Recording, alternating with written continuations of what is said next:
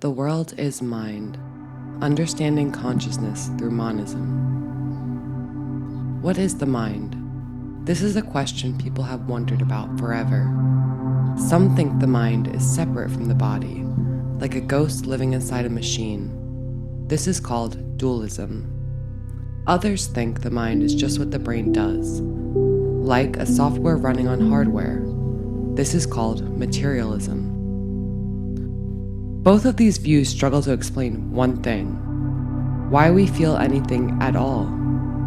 Why do we have experiences, emotions, or thoughts from a first-person point of view? Why is there an inside to our lives?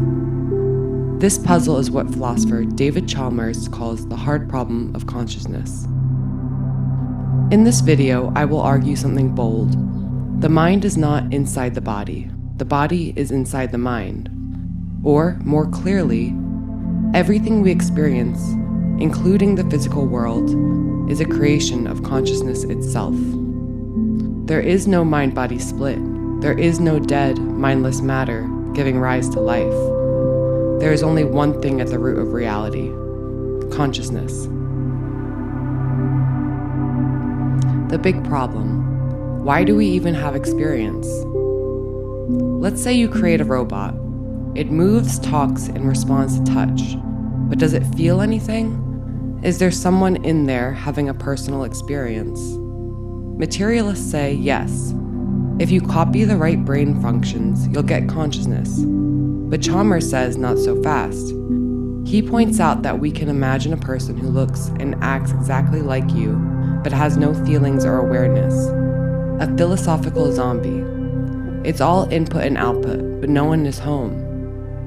This thought experiment shows us that there's something about experience that isn't explained by physical stuff. You can describe a brain all day, but that won't explain what it feels like to see red or feel heartbreak. What if the physical world isn't the real starting point? Instead of asking how the mind becomes out of the body, what if we flip it? What if the body and everything else comes out of the mind? This is called monism. The idea that everything is ultimately made of the same thing. I argue that this thing is consciousness. Not just your consciousness or mine, but one great field of awareness, imagining itself as many different beings. Think of reality like a dream. In a dream, your mind creates the world, the characters, even your dream body. But everything in the dream, including you, is just consciousness taking different forms.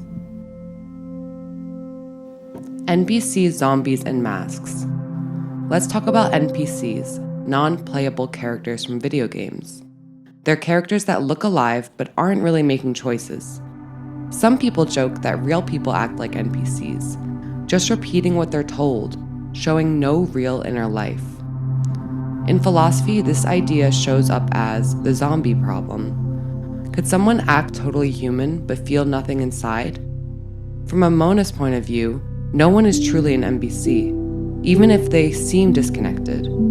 Every person is a piece of the same consciousness, but the illusion of separateness lets us play different roles, some more aware, some more asleep.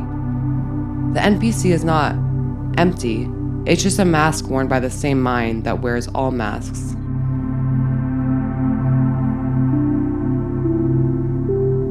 Why physical stuff exists at all. If the consciousness is everything, why does it seem like there are separate people and solid objects? I argue the idea of matter or physical stuff is just a tool created by consciousness to understand itself in new ways. Imagine a single light shining. Now put a stained glass window in front of it. Suddenly, you see colors, shapes, differences, but the light is still one. The window, or physical reality, divides the light into parts. But those parts are illusions. The mind does the same thing. It creates the illusion of form, space, and individuality, so it can experience itself from different angles.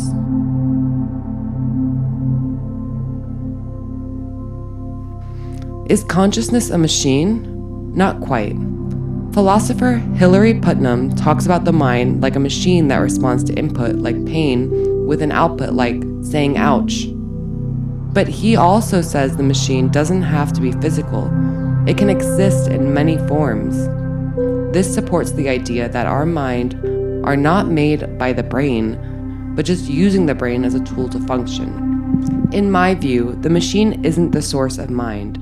It's a way consciousness organizes itself. Your brain doesn't produce your mind. It's more like your mind imagines your brain as a way to interact with the world. The point of all of this, why it matters.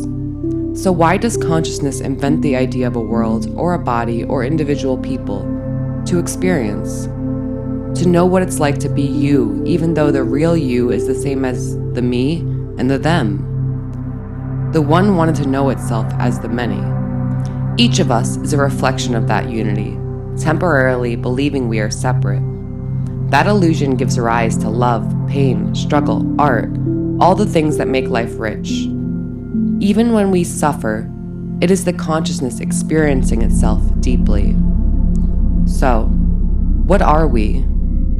We are a consciousness playing a game. We are like dreamers who forgot their dreaming. We create the idea of physical laws, people, actions, and even self, so we can learn, explore, and love. To solve the hard problem of consciousness, we don't need better science. We need to change the question. It's not, how does the brain create experience? It's, why does consciousness create brains? And the answer is, to explore what already is in infinite forms.